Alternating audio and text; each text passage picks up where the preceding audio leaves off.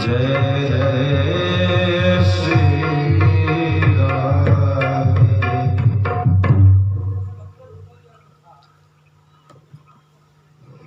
भगवान की कृपा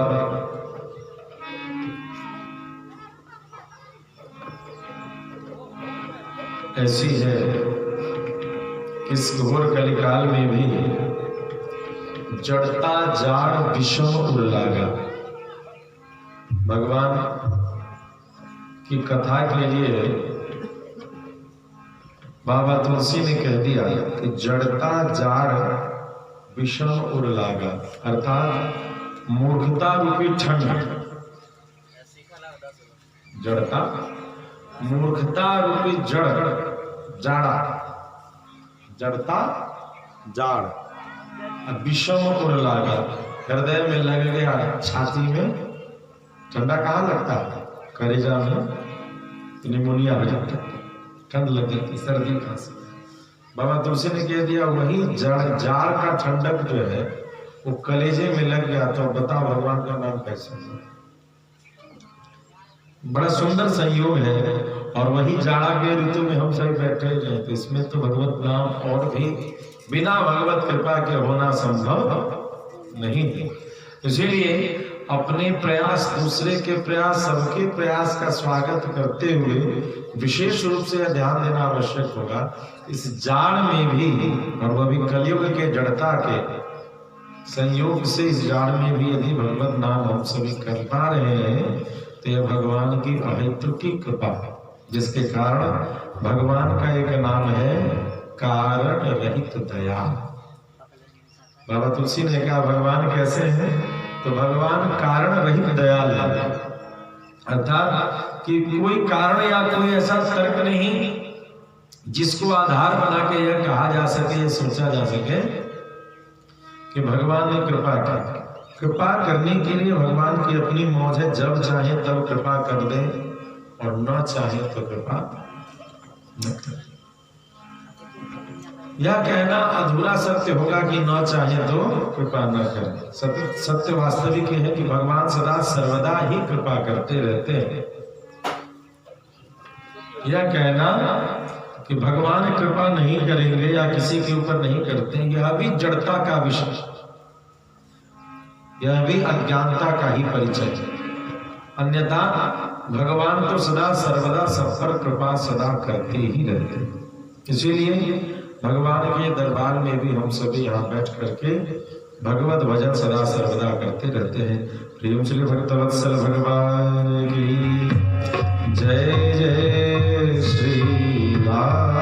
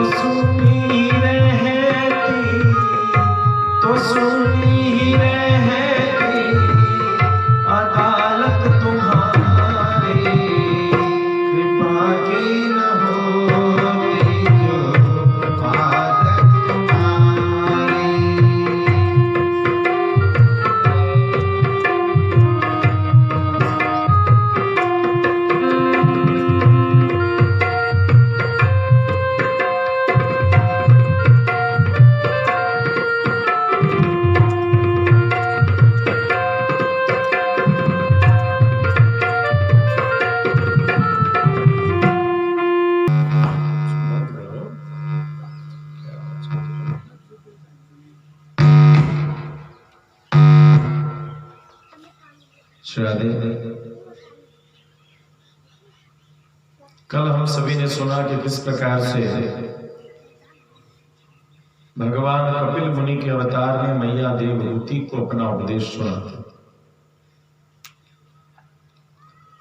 और भगवान ने इस बात को बड़े विशेष रूप से बताया कि मेरी समस्त साधना विधियों में से जो श्रेष्ठ है वह है मेरी भक्ति। भगवान संपूर्ण रहस्यों का उद्घाटन करते हुए इस संपूर्ण सृष्टि के बारे में बताते हुए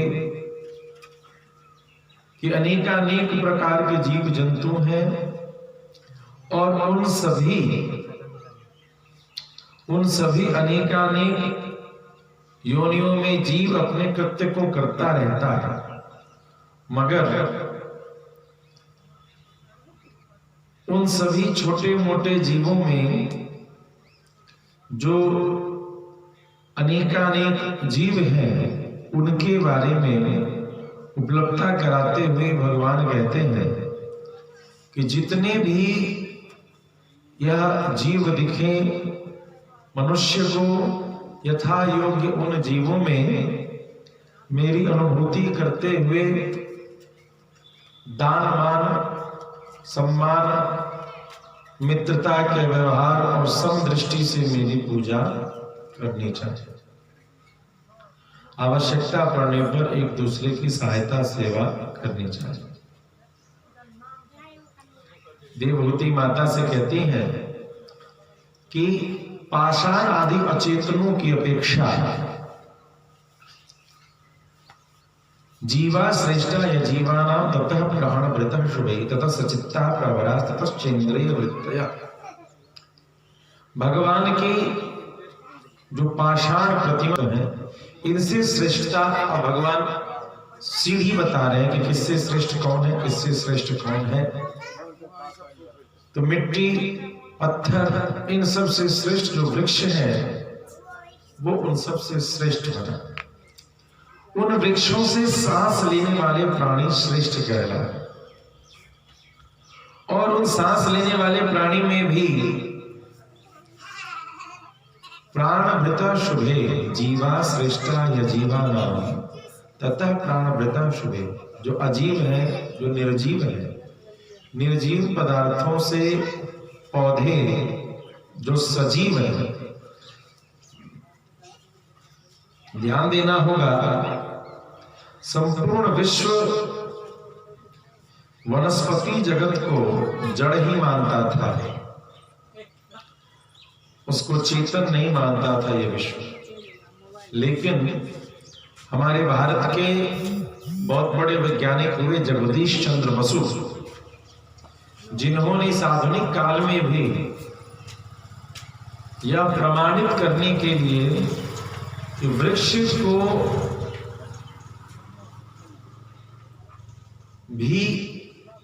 को भी सुख दुख की अनुभूति होती है, यानी वो सजीव है, इसको भी साबित करने के लिए उन्होंने यंत्रों का निर्माण किया और तब ये जगत जो है आज पुनः इस बात को मान सका कि वृक्ष जो है सजीव होते।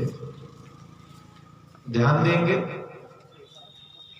कथाक्रम के आधार में के अंतर्गत हम सब इस बात को भी सुन रहे हैं, समझ रहे हैं कि जो ये हमारा वैदिक विधा है, वैदिक ज्ञान है, यह वैदिक विधा वैदिक ज्ञान अतार्किक नहीं है। अर्थात हम सभी भूले भटके हुए से जैसे कोई अपना घर जाने का रास्ता भूल जाते हैं, वैसे वैदिक विधा से दूर होते चले जा रहे। इसलिए हमें कुछ बातों को मिलाना पड़ता है। जैसे वर्तमान समय जगदीश चंद्र बसु को यह पुनः साबित करने के लिए यंत्रों का निर्माण आधुनिक काल की आवश्यकता प्रमाण के आधार, जो आज के वैज्ञानिक जिसको मानते हैं उसके आधार पर उन्होंने इसको पुनः साबित कर दिया कि वृक्षों में सजीव, वृक्ष भी सजीव हैं, उनमें भी जान प्राण है। नहीं तो इसको दुनिया मान नहीं रही थी। तो श्रीमद् भागवत आदि जो पुनीत ग्रंथ हैं, यह तो हमेशा से कहते रहते हैं कि वृक्षों में जीव है। हमारे की परंपरा हमेशा कहती है कि तुलसी पीपल की पौधा की पूजा करो, लेकिन सनातन धर्म के मान बिंदुओं को छोड़ देने के कारण, जिस तरीके से गंगा जी के पूजन, यमुना जी के पूजन को छोड़ देने के कारण आज हम जल प्रदूषण के लिए चिंतित हो गए हैं और आज पानी खरीद के पी रहे हैं। हम लोगों ने सबकी पूजा बंद कर दी, सबका सम्मान बंद कर दिया, सिर्फ पैसे का सम्मान, बाप बड़ा भैया सबसे बड़ा रुपया। तो जल का सम्मान तो बंद कर दिया, लेकिन अब स्थिति ये आ गई है कि 2 रुपए गिर जाए तो कोई गम नहीं है, लेकिन जल की बूंद जो है खरीद के पीना पड़ रहा है। वह जल यदि रास्ते में बोतल में नहीं रहता है तो चिंता दिखाई पड़ती है। तो एक तरफ जो नदी नद सरोवर का पूजन बंद किया तो परिणाम आज जल पर आफत है। दूसरा विधान, पौधों को निर्जीव मान करके अंधाधुंध कटाई कर दी गई, और अंधाधुंध कटाई का परिणाम यह निकला कि आज सरकार को बड़े बड़े नियम और बड़े बड़े कानून बना करके पौधों के संरक्षण की बात की जा रही है। काश ये देश हमारी वैदिक परंपरा से जुड़ा रहता तो आज सुप्रीम कोर्ट को और अलग अलग कोर्ट कचहरी को ये बात कहने की आवश्यकता नहीं पड़ती कि पौधे को बचाओ। हम पौधे को बचाते नहीं थे, हम तो पौधे को अपने जीवन का आधार बनाते थे। आज हमको कोई बताएगा कि छत पर भी बगीचा होता है, नहीं, छत पर भी बगीचा लग जाता है, ऐसा ऐसा टीवी में प्रचार आ रहा है कि इस किसान, फला किसान ने ऐसा किया। लेकिन प्यारे, हमारे यहाँ तो घर ही बिना तुलसी जी के पौधा के नहीं संभव था, है कि नहीं? तो यानी घर के वातावरण को जितना ऑक्सीजन चाहिए, जितनी ऊर्जा चाहिए वह देने के लिए तो तुलसी का बीड़ा जरूर होना आवश्यक है।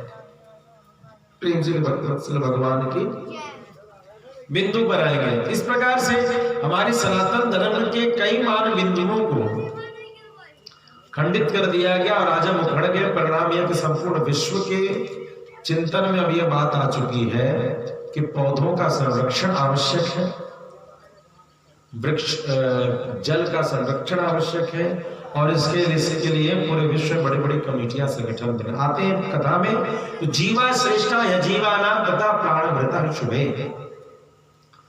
इन पत्थरों से, इन मिट्टी के बालों के कण से, इन निर्जीव वस्तुओं से जीवा श्रेष्ठा यानी पौधे श्रेष्ठ है। उनसे श्रेष्ठ कौन है? प्राणभृता शुभे, जो सांस लेते हैं, जो सांस लेने वाले हैं वो ज्यादा श्रेष्ठ है। और उन सांस लेने वालों से तथा सच्चित्ता प्रवरा, कपिल मुनि बताते हैं कि उन सांस लेने वालों में से वे जीव श्रेष्ठ है कौन? जिनमें मन है, जो दुख सुख को समझ सकते हैं, जिनमें मन की प्रवृत्ति। और इसके बाद कहते हैं ततश्चेंद्रिय वृत्तयः, और उस मन वाले से भी श्रेष्ठ है जिनकी इंद्रिय की वृत्ति है, जिनके पास हाथ पैर भी है, कुछ कर सकते हैं, पशु पतंग कीट पतंग ये सभी है, जिनको दुख सुख लग सकता है, मन भी है, उनका दिमाग भी काम करता है, और उसके लिए उसके पास इंद्रिय भी है। तत्रापि स्पर्श वेदिव्या प्रवरा रस वेदिना। फिर आगे कहते हैं उनमें से जो इंद्रियों के साथ प्राणियों में केवल स्पर्श का अनुभव करने वाले, जिसको सिर्फ छू के पता चलता कि क्या है क्या नहीं, जो छू के ही एहसास कर पाता है कि क्या है क्या नहीं, ऐसे इनसे अच्छा है प्रवरा रस वेदिना, स्पर्श से ज्यादा कुशल है जिसके पास रस का ज्ञान है, स्वाद का, जीव जिसका बड़ा पात्र है। प्रेम से भक्त वत्सल भगवान की जीव पात्र का मतलब बहुत कुछ होता है। यहाँ बता रहे कि जिसका शरीर से पतला, चमड़ा से पतला, महीन उसका जीव है। इसके बाद कहते हैं रसवेदिना, जो ये रस का ग्रहण करने वाले कौन है? तो मछलियां आदि, मछली रस पी लेती हैं, पानी पीती हैं और फेफड़े से ऑक्सीजन निकाल करके जल को छोड़ देती हैं। ऐसी मछलियां श्रेष्ठ है। और तेभ्या गंध विधा श्रेष्ठा, उन रस पीने वालों से अच्छा है गंध पीने वाले।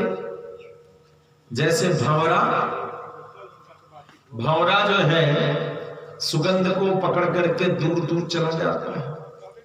शब्द विदो बरा, और उनसे भी श्रेष्ठ है जो शब्द का ग्रहण कर लेते हैं, जो शब्द का अर्थ समझ लेते हैं। जैसे सांप, सांप को कहा चक्षुश्रवा, सांप का क्या नाम है? चक्षुश्रवा।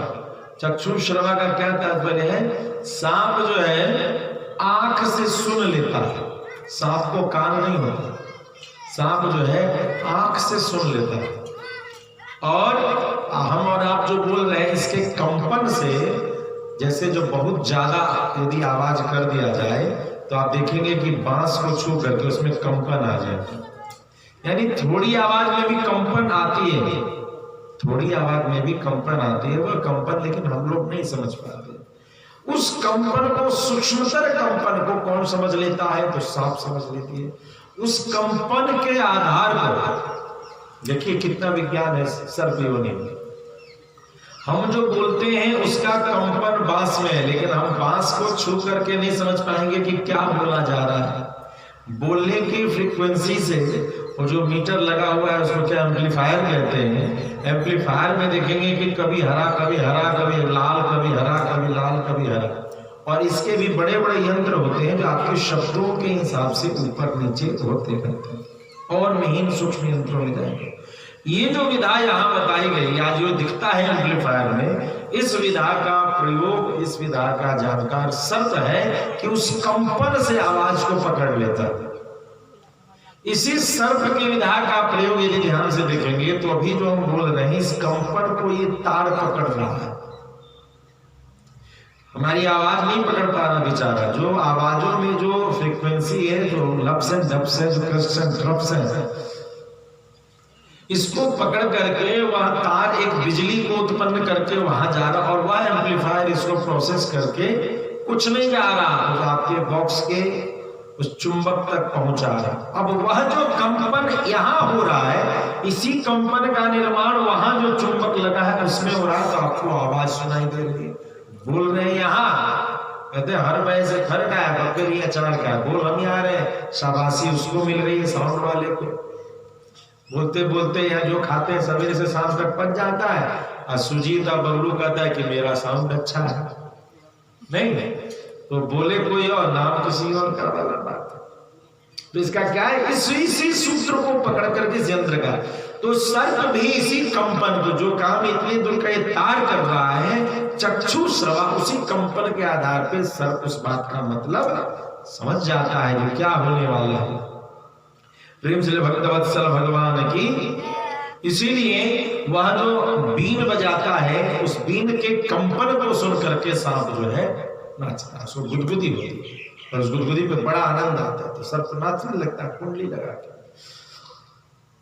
इसके बाद कहते हैं रूप भेद विदस तत्र ततस चोभयतोदतः, उन सर्पों से भी श्रेष्ठ योनि क्या है? जो रूप का अनुभव कर लें, पहचान लेते। कौवा, कौवा पहचान लेता है। आपको कौवे की पहचान की परख करनी हो तो कौवे के घोंसला को एक बार जाके छू लीजिए। एक तो कौवा काग दिखता नहीं है, फिर कभी दिखे थोड़ा सा रिस्की है। कौवे के एक बार घोंसला को खाली छू लीजिए और चले आए। कौवा पहचानता है उसके घोंसले को किसने, यदि उसने दूर से देख लिया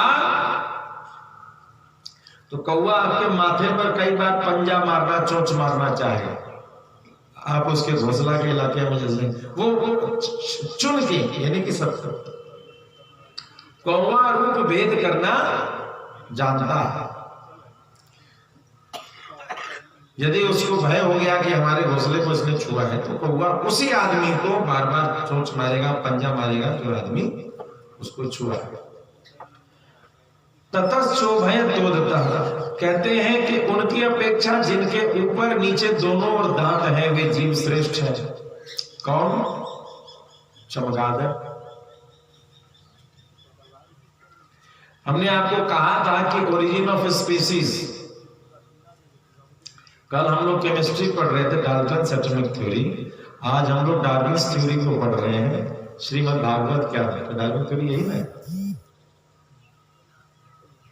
किस क्लास में? 7वां 8वां में हो? 9वां में? 10वां में डार्विन्स थ्योरी है ना?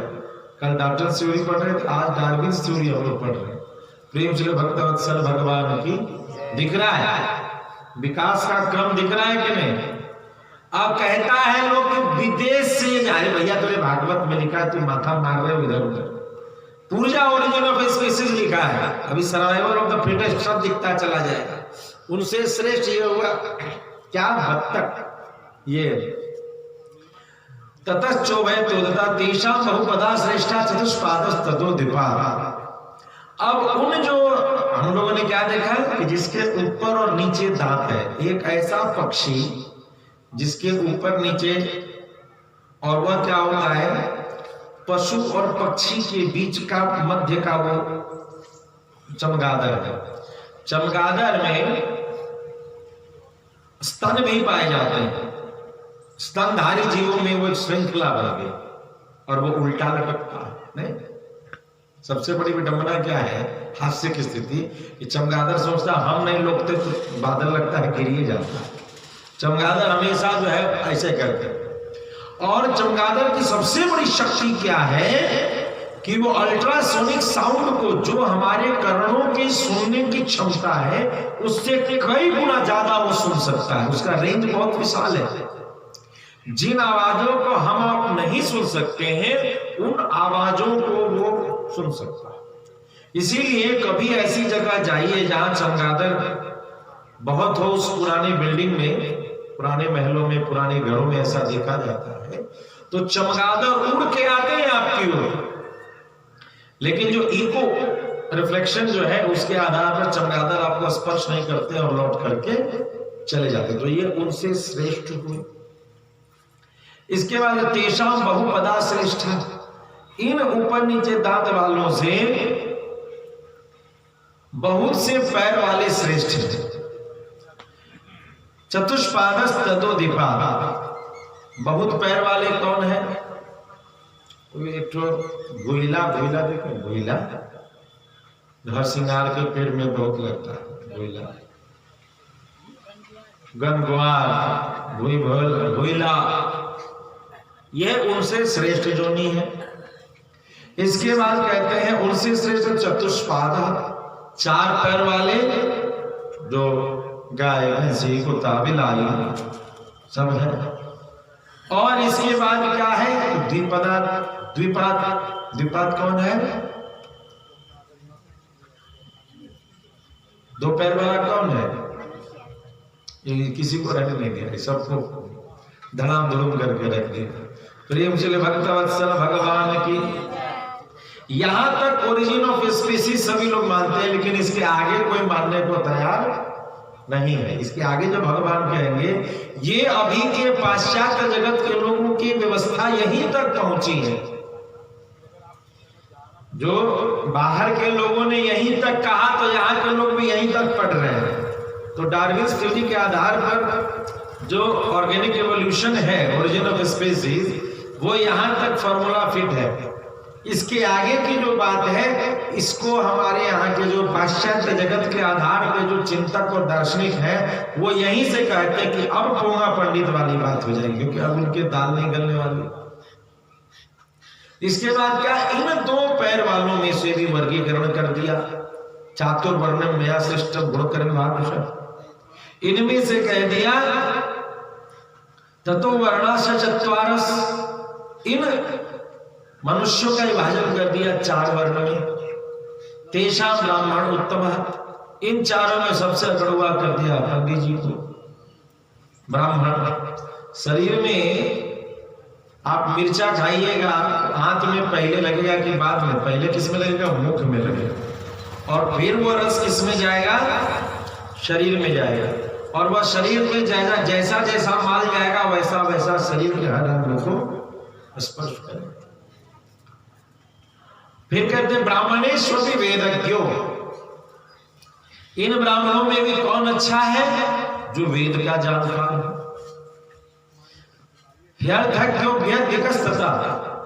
फिर कहा इन वेद जानने वालों में से, जो वेद जानने वाले कौन हो गए? पंडित जी, जो हमारे यहाँ क्या पुरोहित का काम करते हैं। इसीलिए ब्राह्मण भी इन पंडित जी लोगों को प्रणाम करता है। पंडित जी आए पूजा करा रहे हैं, लेकिन कहता है गाड़ी यहां नहीं रुकी। वेदज्ञो ह्यर्थज्ञो व्यधिकस्ततः, इन वेदों के रहस्यों को जानने वाला, वेदों के अर्थ को जानने वाला जो है वह उन पंडित जी लोगों से भी श्रेष्ठ है जिनको हम सभी आचार्य के पद पर बैठाते हैं कि आचार्य जी हैं, ये हमें रहस्यों को बताएंगे, तो ये उनसे श्रेष्ठ है।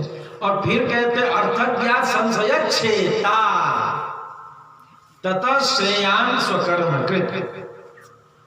अब हम लोग इसके आगे जो बढ़ रहे हैं, तो प्रायः हम सभी क्या करते हैं, हम लोग सबको पंडित जी तक ही सीमित रखना चाहते हैं, लेकिन पंडित जी से ऊपर की बात क्या आ गई? ब्राह्मण, ब्राह्मण में जो पंडित है, और पंडित में जो कौन ऊपर आ गए? जो उनके अर्थों को बताते हैं। लेकिन अब क्या होता है, इनसे भी ऊपर है कोई, तो क्या? अर्थज्ञात संशयच्छेता, यदि किसी प्रकार से कहीं दूसरे विधर्मी के द्वारा कोई अर्थ सुन लिया जाए, भाई वेद तो छपी हुई है, सब लोग पढ़ रहे हैं, अपने अपने तरीके से सब अर्थ निकालेंगे। यदि किसी विधर्मी के द्वारा अर्थ निकाल दिया जाए जिसके कारण कि सनातन धर्म की परंपराओं में विभेद हो जाए, तो अर्थ तो वो भी है, तो संशय का निर्माण होगा। तो कहा संशयच्छेता, अर्थ जानने वाले से भी अच्छा कौन है? जो दूसरे की शंका को दूर कर सके, दूसरे के संशय को दूर कर सके। तो ये कौन होते हैं?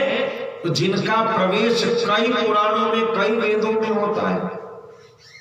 जिस रामायण जी में ये लिखा है, वेद में ये लिखा है, उपनिषद में ये लिखा है, भागवत जी में ये लिखा है, गीता जी में ये लिखा है, यहां से यहां से यहां से 10 जगह से कोई बात करके हम लोग जो खेती करने जाते हैं तो आसान है। जब मकान बनाने जाते हैं तो क्या करते हैं? अमीन को बुलाते हैं, उसके घर के डी से इसके घर का डी, उसके घर के डी से उखड़ी, उत्तर है, दक्षिण है, पूर्व है, पश्चिम है, सब नाप जोख करके वो जितना कोना है, किसी का चौकोर रहता है, किसी का खटकोण रहता है, किसी का अष्टकोण रहता है, किसी का त्रिकोण, जमीन, सब नाप जोख करके तब न मकान बनाते हैं।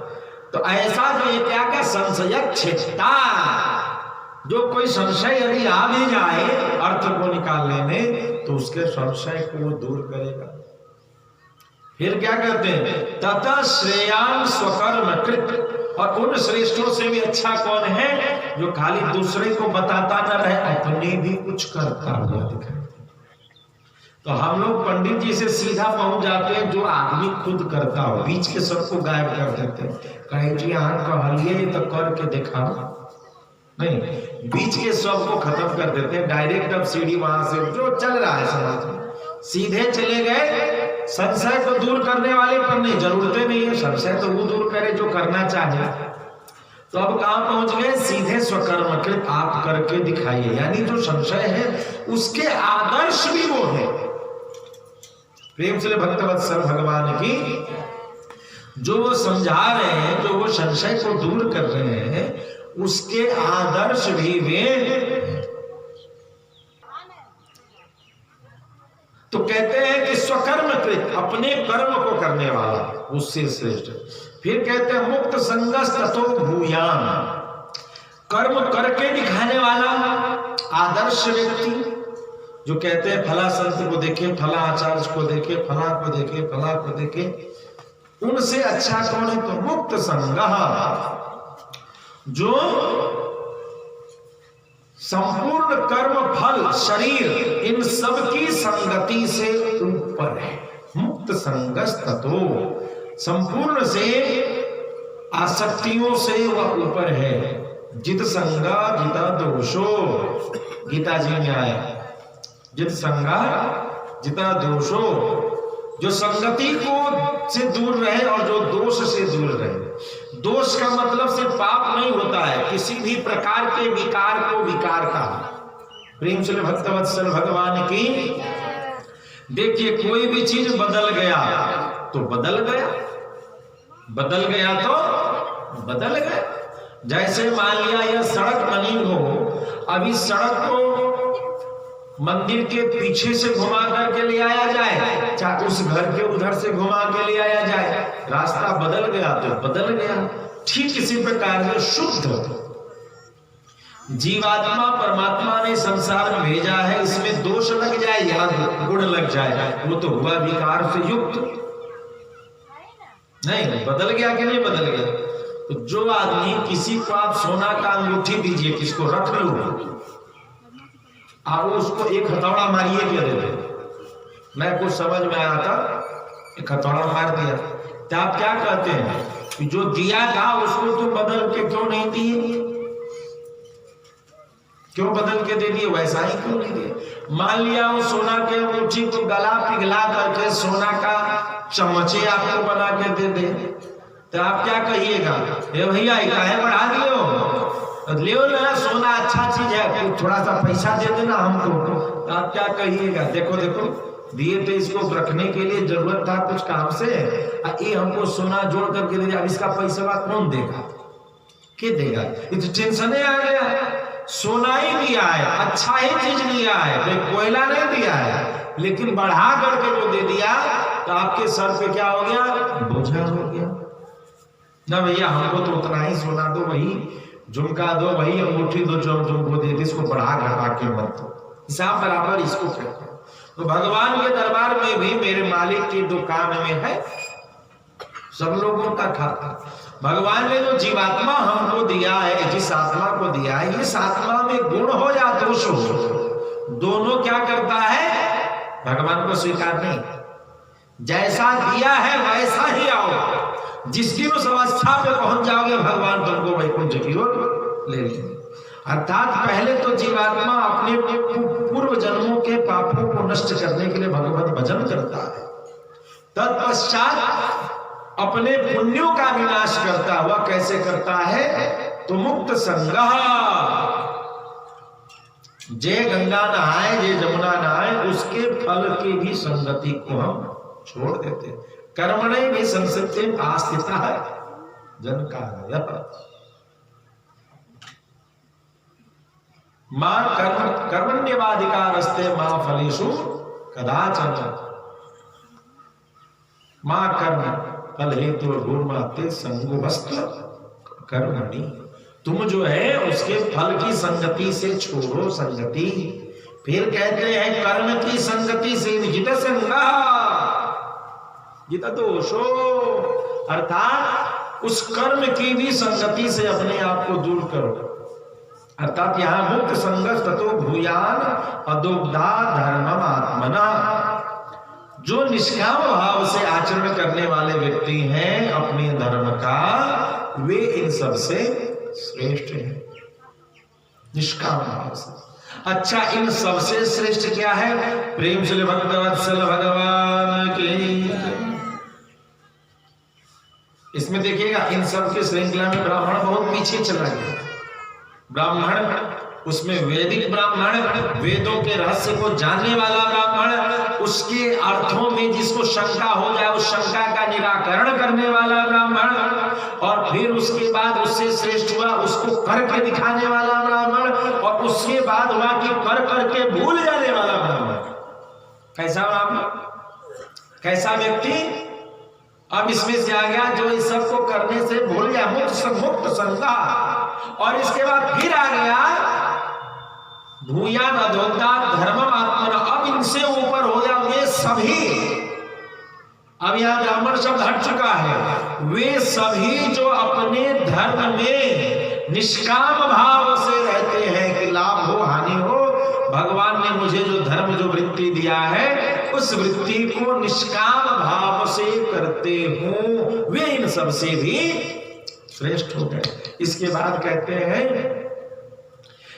तस्मात् मय्यर्पिता शेष क्रियार्थात्मा निरंतर। इन सब से अब ऊपर कौन है? जो मय्यर्पित अशेष क्रियार्थात्मा निरंतर, अपने सारे काम को, अब उनके फल को, अपने शरीर को, शरीर तक को मुझे ही अर्पण कर देते हैं। मय्यर्पितात्मना पुरुषो मयि संन्यस्त कर्मणा, खुद को भी मुझे समर्पित कर देते हैं। प्रेम से भक्तवत्सल भगवान की। न पश्यामि परम भूतम अकर्तु समदर्शनात्। इस प्रकार मुझे ही चित्त मन को भी समर्पित कर दिया। अब हम लोग आते हैं ना, तन समर्पित, मन समर्पित, और यह गीते भर है, ये सबसे ऊंचा है। वो सबसे ऊंची प्रेम सगाई, वो सबसे ऊंची प्रेम सगाई। अब आ गई बात वहीं पर, जो अपने मन को, अपने कर्म को, अपने शरीर को जो भगवान के लिए समर्पित कर चुका है, और वह भूतम अकर्तु समदर्शनात्, और उस समदर्शी पुरुष से बढ़कर के मुझे कोई अन्य प्राणी नहीं दिखता। प्रेम से भक्तवत्सल भगवान की। तो इस प्रकार से हम लोगों ने निर्जीव वस्तु पत्थर से लेकर के भगवान के भक्त तक की श्रृंखला में देखा कि भगवान को सबसे प्यारा क्या है? तो राम ही केवल प्रेम प्यारा, जानी ले जो जान निहार। प्रेम से भक्तवत्सल भगवान की जय जय श्री राम। इस प्रकार से भगवान की लीला को हम सभी ने सुना।